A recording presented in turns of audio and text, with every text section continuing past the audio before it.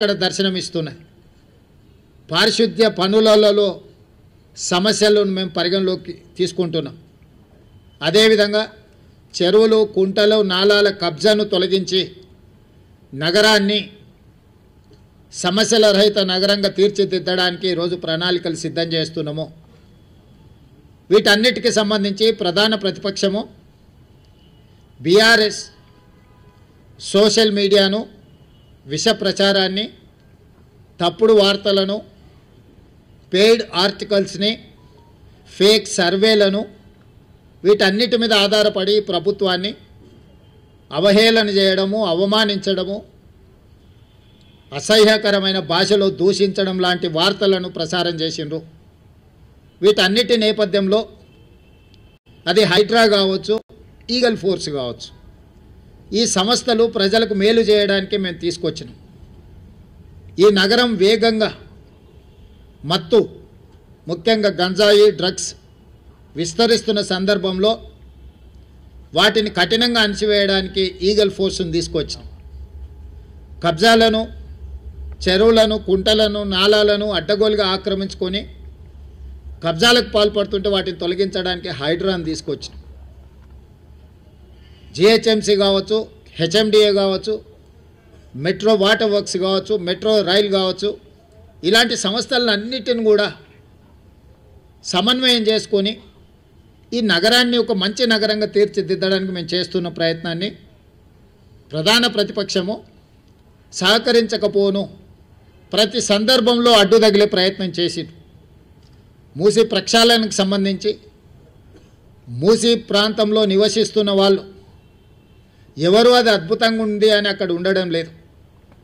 ఏ వసతి లేక, ఏ అవకాశాలు లేక మురికితో కూడుకున్న మూసీ పక్కన నివసిస్తున్నారు.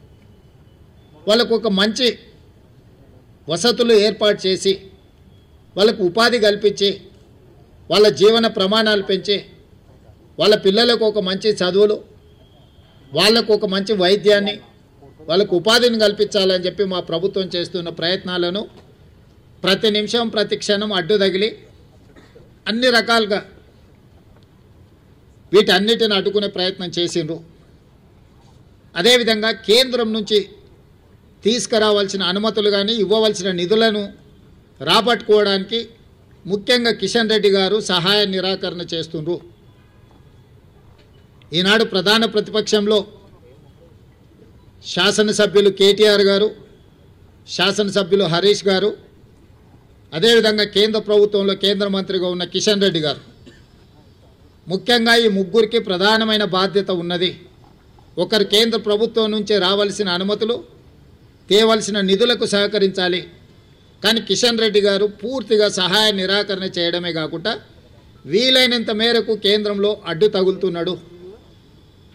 మెట్రో విషయంలో కావచ్చు, మూసీ ప్రక్షాళన విషయంలో కావచ్చు, గోదావరి జలాలు నగరానికి తరలించే విషయంలో కావచ్చు, రీజనల్ రింగ్ రోడ్డు విషయంలో కావచ్చు, కిషన్ రెడ్డి గారు పూర్తిగా సహాయ నిరాకరణ చేస్తుండ్రు. దీన్ని ప్రజలు గమనించడం వల్లనే పార్లమెంట్ ఎన్నికల్లో కిషన్ రెడ్డి గారికి 65,000 ఓట్లు ఇదే జూబ్లీ హిల్స్ అసెంబ్లీ నియోజకవర్గం నుంచి ఓట్లు వేయడం జరిగింది. ఈనాడు కిషన్ రెడ్డి అభ్యర్థిగా మారి ఎన్నికల ప్రచారం చేస్తే 17,000 ఓట్లు మాత్రమే వచ్చినాయి.